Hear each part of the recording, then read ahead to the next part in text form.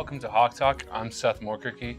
Parker Robinson is out of town. He's currently golfing, trying to get in one meet before they head to the conference meet. But one other spring sport is track, and we have a coach here. You want to introduce yourself and explain what you do? Okay. I'm Coach Whitcop. I am currently coaching the middle and long distance races on the track. So 800 meters up to the marathon right now, which is a lot. Yeah. But those are the athletes that, I'm in charge of getting ready for competition this spring. Yeah. And, this spring, this winter, past fall, you're the cross-country coach. You do a lot in the indoor. Maybe recap some of cross-country, especially recap indoor, and then talk about So cross-country, our men and women were successful again this year in defending their conference title. So that is the third year in a row that we've managed to win that title, both with the men and the women. Kids, had an outstanding year as far as that went. We went out to nationals out in the Portland area, actually Vancouver, Washington, so just on the north side of the Columbia River. It was a great experience. There were some fast individuals in that race. Some of our kids went out and ran really great. It was a great experience. Missed the flight back because of a car crash on the interstate. So a few kids had an overnight, a little bit more of an adventure than the rest of the kids. So some of them got home. I stayed back in Seattle for overnight and got them home the next day. Indoor track and field, it's a rush. You start January, you've got 8 days of practice, and you got your first meet. The kids did a great job of keeping themselves prepared, over winter break. That's always going to be important, especially in a distance event. Yeah. We went down to Black Hills. I think it was 9 days after our first day of practice. Everybody ran pretty well. We peaked out. It's about 5 weeks of a season, which is not a lot of time if you don't train over winter break. Everybody did great. The strength of our team, probably on the women's side, was probably that 600, 800, 1,500 meters on the indoor. We had an amazing performance from a lot of athletes. The MVP of that meet was Peyton Herbst, who you'll talk to here in a little bit. She had an otherworldly, right? My comment to Pete Stanton was that she's not human, I don't think. Yeah. But she came up really big in that meet for us. We came up just a couple points short of capturing that first indoor women's title in the North Star, which hurts, but we're a better team for it now. Right. The kids have come out. We've battled through some bad weather early in the outdoor season, but the kids have had a good attitude, and I've kind of taken upon myself that really right now it's not physical, it's mental right now as far as just staying sharp. And I understand that it's mid-April, and we've been going for a long time. Some kids have been going since the middle of August, and honestly, they had to train over the summer as well. But we've got just a couple weeks left before we get a little bit of a break here. So that's kind of where we're at right now. Big meet this weekend. This Friday, we'll be in Dickinson. It looks like the weather is going to be, fairly good, so you have to take advantage of every day that you possibly get. It's going to be a great day to be a distance runner. It's not going to be too hot. It's not going to be windy. Sprinters like the wind because we've got the ability to flip the track around and have them run with a tailwind. But if you run around in a circle, that wind's going to catch you. Yep. Yeah. So that's kind of where we're at right now. Yeah. You talked about how the indoor season's very, very short. Yeah. It kind of feels like this outdoor season is almost just like an indoor season. I know last week you guys had to go to a track meet pretty much unexpectedly. You got the text the night before and you had to get ready to go. So talk about what that's kind of doing to the athletes, how it's preparing them, how you've had to prepare them, and maybe just how they have to stay on their toes and anticipate that. So Monday, we generally, we've had a meet schedule since, mid-November. Mm-hmm. And meets are getting canceled left and right, and we're just trying to chase good weather. Mm-hmm. So we had an opportunity. Sioux City Relays didn't know what they were going to do. The meet had gotten canceled in Rapid City, so we knew that one was out. Mm-hmm. The meet in Fargo was also canceled. The weather was worse there. So if it's not nice in Rapid City and it's not nice in Fargo, so we were looking around. our radius just keeps getting bigger and bigger. And we had an opportunity to go down to the meet at University of South Dakota. Their coach's name is Lucky. Lucky, we found him. He was a great guy. He let us in. We had never been to that meet before.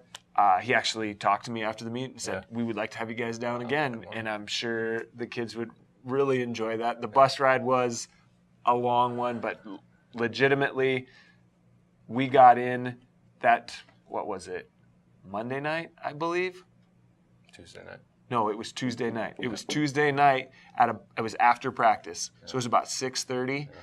We found out we were in that meet. So I get on the bus, or the phone with the bus service down there in Spearfish. I asked Amanda, thank you, Amanda, to pull a rabbit out of her hat, and she had to actually get the bus driver on the road at 7 o'clock that night so that he wouldn't have too many hours. Right, so I talked to her at about 6:45, and she had a bus driver on the road at 7 to get up here, stay the night. They had to pull bunks out of the bus and put seats back in it so we could get everybody on the bus. And you treat Dickinson well. Yeah, I mean, it was one of those times where you just need someone to come through in the clutch, and she definitely did. Get on the bus, kids have to talk to their instructors, take tests earlier in the day, so we left at noon that next day, and went down, and some kids really had great performances. Some other kids, I mean, everybody, it was a good meet overall. I would say it was a good meet. And given that we literally found out, packed our bags, got on the bus, and took off, it was a good success. But it was a lot of work to make that happen. And, I got to give a lot of credit. Coach Walker, Amanda, Coach Miller, Hartman. Coach Walker didn't go down there because he was calling the spring football game. That literally was the way it had to happen. But the kids did a good job. We had a little bit short on meet coverage as far as getting a coach to each event. The kids did a great job of taking that responsibility on themselves, getting themselves ready, both physically and mentally, and going out there and competing. So it was ultimately it was great, and it actually gave us a little bit of a breakup. So now we could go on kind of a 10-day training cycle instead of a 7-day training cycle, which makes a little bit of and it helps a little bit. Yeah, steal another day of recovery, another hard workout. That's good. We've talked in the past to some of the track athletes, and you kind of mentioned it too about the camaraderie, about how a lot of you guys you like to cheer each other on. You like to make sure they're in different events. Looking ahead at the Blue Hawk games coming up this Friday, how important is the home meet advantage, all the home crowd, the home fans, all these people who are from around the area getting to compete in front of them? Yeah, well, the Bijou Activity Center, the track down there is, as far as I'm concerned, it's one of the nicer tracks in the state and in the surrounding states. It's great. So the advantage there is, we got great jumping pits, right? Everybody likes to come down to Dickinson and PR down here. We can jump all 4 directions, so you can jump with a tailwind. This week, hopefully, we won't have a ton of wind, so our kids that got to run all the way, 400 meters up will be able to, get a good chance at a good performance. The first 2 meets we went to, 30-mile-an-hour winds on one way of the track, so that makes the 5,000 meters. That's a monumental task to try and take on. But having everybody there is great. Having a chance for parents to get there, I think that's super important as well. Kids really like to go, their parents get to hear about all these things, but it's not like high school where everybody's, a 2 to 3 hour drive away from going and watching their son or daughter. So this is an opportunity for moms and dads to get down here and watch, and high school coaches as well, to come and watch their kids, perform again. So it is huge. To see someone, and in our group of kids, student athletes do a good job of cheering on, their fellow athletes. That's an expectation of us as a coaching staff, that we expect the athletes to support each other, but they do a good job of being out there and starting the slow clap if it's Jay Liggins in the long or the triple jump, or standing at the 200-meter mark and cheering on kids that are running 12 and a half laps. So wow, that would be tough. I would never want to run that. Yeah.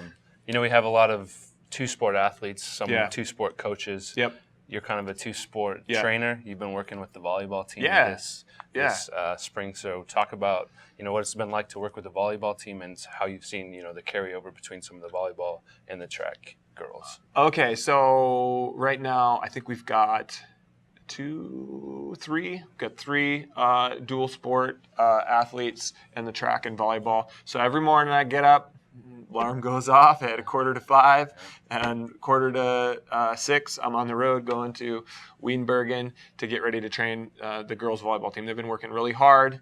I come around the corner. Some of them, I'm not sure if they're still awake or if they fell asleep. But 5 minutes into the training, they're their bubbly selves. They are, cheering for each other when they're running on the treadmills. That's a different thing to go out there and physically really push yourself running if you've been playing volleyball, because you don't do a whole bunch of that. Yeah. But they're lifting weights. Their cores are getting a lot stronger, and they are one of the most positive groups of athletes that I've been around. So they've been an absolute pleasure. 8 weeks of getting up at 5 o'clock in the morning is coming to a close, right? It's coming to a close. So I'm not gonna be sad to see that go away, but I'm gonna miss those girls when this time comes to an end. So well, a man of many trades here, does it all around Dickinson. So I thank you for coming on. I appreciate it. Good luck this weekend. All right, thanks a lot. I hope to see you out there. Yeah, I'll be out there. Maybe you running that pole vault. I might run the hurdles. All right, thank you. We'll be back with another athlete from Dickinson State. Life is full of many successes, achievements, stages. Every year we grow, things change, and pretty soon we realize we want and need to do more. When you're ready for that next step, Dickinson State University will get you there. Find out how at dsublue.com. Well, welcome back to Hawk Talk. We got a familiar face from the HawkTalk Arena.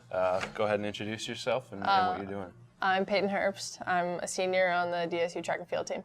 Yeah. Where are you from? Give us that. I'm from good old Baker, Montana. It's a familiar town around here. Yep. Got a good faces from there. We call that Western Dickinson around here. So just good to have you on here. We talked to you, I think it was right before the indoor national meet, so kind of the end of the indoor meet. So maybe recap how nationals went and then how that projected all of you guys, all of you girls and guys, back into the outdoor season. Nationals, is a first time trip to nationals for, I think, almost everybody but myself. And I'm not sure.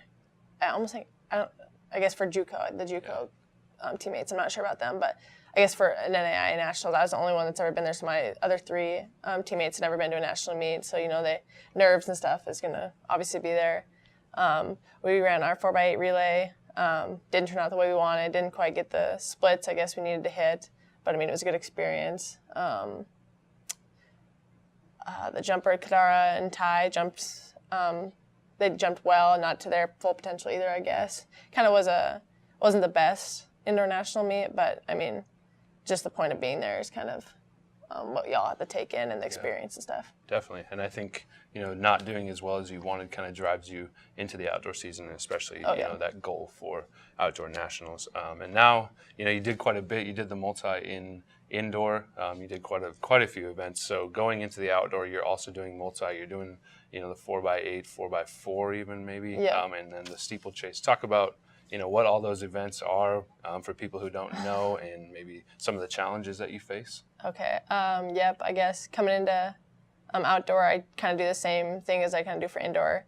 I train for the multi, but I only compete at the multi at conference meet to, I strive to get us points to score. And then when outdoor season comes, I do the steeplechase, which is an event not a lot of people even know what it is when I tell them I do it. It involves big hurdle barriers. There's 4 barriers, and then on one of the turns of the track, there's a big pit filled with water, and a jump you have to jump on and kind of convert yourself. You don't want to land in the water, really. You want to convert yourself over the water, and it's quite and it's 3,000 meters, so it's a gruesome race, for sure. And then I run the Open 800. I'm on the 4x8 team. We haven't ran that yet for outdoor, but we're hoping to possibly run that this weekend. 4x4 here and there. I run the 1,500, throw the javelin. and just I'm just kind of all over the place. I just wherever I'm told to do, I kind of get there and do it, get it done. A willing teammate, a gifted athlete, and a great leader on the team. Going into this last season of outdoor for you, what's it been like to step up into a leadership role? I know you're a leader on campus, a leader on the basketball team, but being that leader on the track team, what is that like to motivate some of those younger girls, some of those girls especially who have never been to the national meet? Talk about that maybe.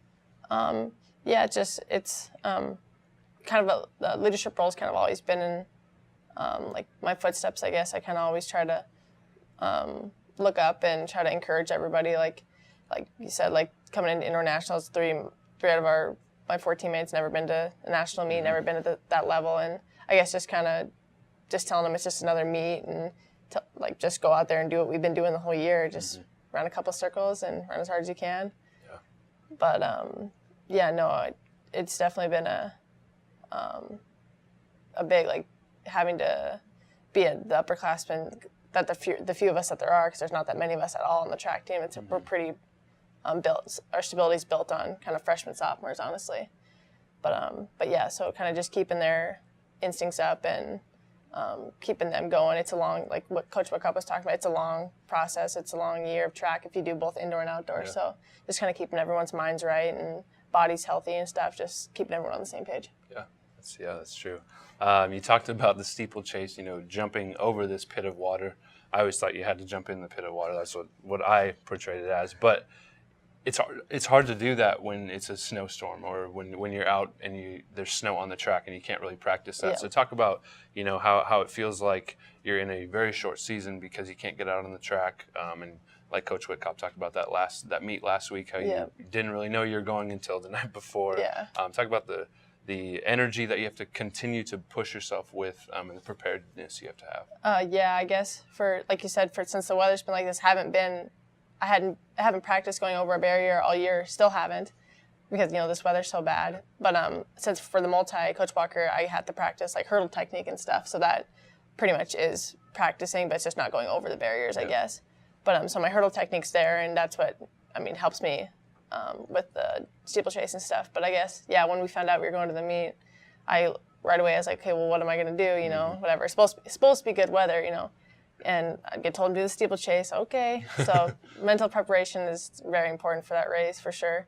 But it turned out we thought it was going to be decent weather, and it was decent weather. But by the time I ran, I think it was at 7 at night there, so 6 o'clock here, it was raining and this an ugly kind of weather. But like you said, you just kind of we train for those type of opportunities, and you just have to push through it. And I got a time under my belt, and that's all we wanted. So. Yeah. That's good. Mental toughness. You and Coach Whitcup have both talked about that, and then that kind of leads into having this home meet coming up, these Blue Hawk games, and then the last chance meet, I think is what it's called later on in May.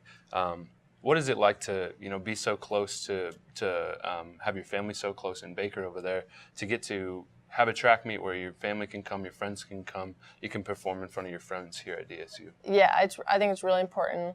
Like Coach Walker was talking to us just in our meeting yesterday, even though, the weather says it's going to be decent and it might not, maybe it could change at any minute, whatever. We've had some really good PRs and personal bests set on this track when the weather isn't that good, just because the feeling of being at home and having your friends, your family, the people that live close, there to support you and stuff, that's really important. And that, honestly, I do believe that gives some people an extra edge, knowing that your mom and dad are watching you, or your little brother or your little sister or whatever. I truly believe that actually really helps. And even your colleagues and stuff, having them get to see you compete, because everyone, not everyone gets to see. We travel so much, we never are home really. So it's nice to have that support there. And I think everyone's pretty excited for it, to be home for a weekend too, and not have to get on the bus and drive a couple hours. Definitely. To finish up, you talked about your outdoor goals last time we met with you. Maybe just recap those and see if anything has changed, or what you're hoping for the team and for yourself. No, I think steadily the same. This 4x8, we're gonna, I think we're gonna run it on Friday and see where we're at for times and stuff, and see how close or where we need to get to, and that'd be nice to qualify that for sure. Bringing a relay to nationals is awesome, because I get to bring you, instead of going just by yourself, you get to bring friends and teammates, so it just makes it that much better. still my steeplechase. I want to get that qualified and bring that back to nationals again, because the last time I was there with it, I was there on an injury, so I'd like to run that fresh and like all healthy, I guess. Yeah. But for team goals, definitely we want to, like Coach Bookop also was talking about, indoor. We were, right there for that trophy with Jamestown, and we just came short a little bit towards the end of the track meet. But for outdoor, I definitely want to see us take the outdoor trophy home with us and bring that back. Yeah, it'd be great to see. Well, thank you for coming on. Yep. It's been great to have you. They have a track meet coming up this Friday, the Blue Hawk Games. Be sure, what time does that start at? 1 o'clock. I think, So get to the BAC around 1 and check out Peyton and all of her teammates. We'll be back with a baseball player coming up next.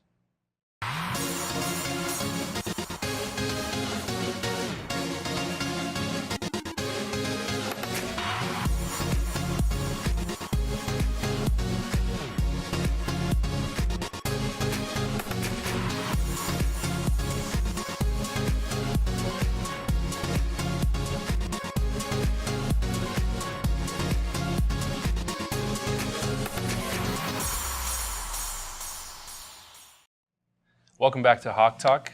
We got another local athlete, this one a little closer to home, a Dickinson-grown boy. So go ahead and introduce yourself and what you do at Dickinson. Yeah, Seth mentioned I'm Dylan Scabo from Dickinson. I'm currently a senior on the baseball team. Yeah. Baseball, does football too, or did football. Did I guess football, you're done now. A great teammate to me, a great teammate to all of us, and it's been so fun to watch you play, watch you grow as a leader on the football field, but especially, as a baseball player, you've been a key player, a key role on that baseball team. Since your freshman year, you've been playing, been starting shortstop, doing really whatever. And so, this last season of baseball, what's it been like knowing this is your last time to play sports, your last time to play baseball? With these guys, what's kind of been the emotion there? It's weird. I haven't really thought about it a whole lot yet. Just kind of put it to the back, yeah. But it's definitely sad, playing football here too, and this last fall being my last year of football. Just never being able to step foot on the Bijou Activity Center, where I've played for 8 years and stuff like that. Yeah. It's kind of sad. It's kind of the same thing in baseball. Just not going to be able to play on the baseball field here as I've done my whole life, basically. It's sad, but it's been fun just living in the moment, like nothing left. So it's been fun doing that. So that's right. Wow, that's very, very well put. As a baseball player, you've been the key role, like I mentioned. You've been playing since your freshman year, but the leadership has kind of stepped up these past couple of years, especially with some of those seniors, some of those older guys who had been leaders, graduated, have gone away, and now you're into this leadership role. What's that been like, having to be that older guy on the baseball team, be that leader for some of these younger guys? It's different just because I don't look at myself as somebody that's older than people on the team, but then when I really think about it, it's I'm the leader. But it's been something I've been preparing for my whole life, being on the football team, being around you guys, just your natural leaders and stuff like that. It's further developed my leadership traits, and it's been fairly easy to integrate those, just becoming like an upperclassman, just because I've been around it so much. Yeah. And like we talked about with so many other sports, the snow, the weather has been had a very big impact on this spring. You've had to travel many places, maybe places you guys didn't think you would have to travel to. So what do those bus rides do, with those long ones to Omaha, to Arizona? What does all that do for team bonding, for growing as a team, and then also mental preparation for the game? Yeah, it definitely, the long bus rides definitely bring you closer together as a team. We went to Arizona, 26 hours on a bus. Yeah. You're going to have to talk to people because there's not really anything else to do, but it definitely brings you closer. A couple weeks ago, we were down in Omaha, and we got Saturday off. Our softball team was playing. We had a team movie, just bringing everybody closer together. Those hotel room stays like that and stuff like that. It just brings everybody together and makes some friends, stuff like that. That's awesome. Speaking of friends, you've had a few football friends come and join the baseball team. Cooper Ray, Danny Marino. I don't think there's anyone else. Just those two, yep. Kind of unexpectedly, they joined the team.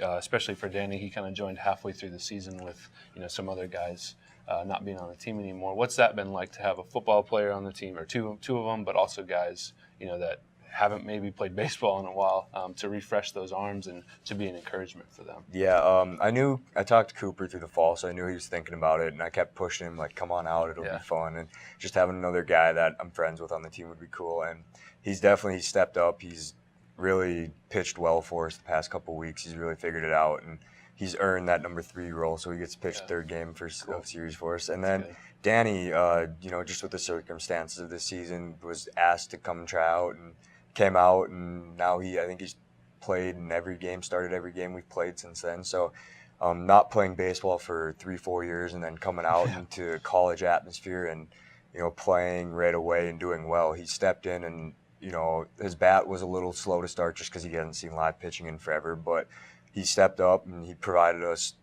great innings and stuff like that. So hats off to him, not playing 3 or 4 years and then coming to the college level and being able to succeed. Being able to do it.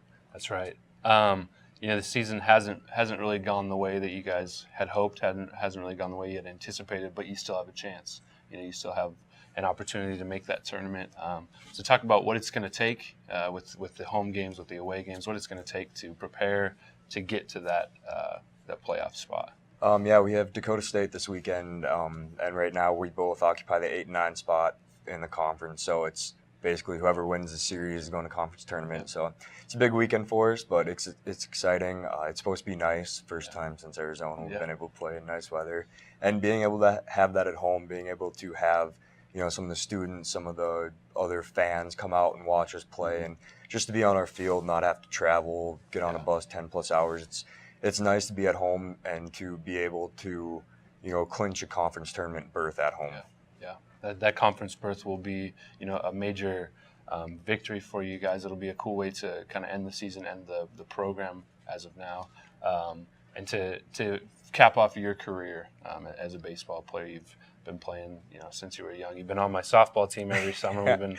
We've been taking it to those old guys in the summer league. So it's just it's really great to see you finish this baseball season well. Talk about if anybody's on the fence about coming out to this weekend, then the weather's going to be nice, so there's a factor for you. But if there's any other factor that you would want to let people know to come out, there should be some good baseball games this weekend. We played Bellevue tough last weekend. We're playing better baseball, so come out, enjoy the nice weather, come out, support the baseball team. Yeah, it's a big weekend for them. They have the opportunity to go to the playoffs this weekend, so your support would mean everything to them. So Dylan, I just thank you for coming on. Thanks for having me. Been great to have you. Yes, it has been. Check out any other updates for these sports at dsubluehawks.com. Parker will be back next week with us. Hopefully he's doing well right now golfing. Wherever you're at, Parker, good luck to you. Until next week, Hawks are up.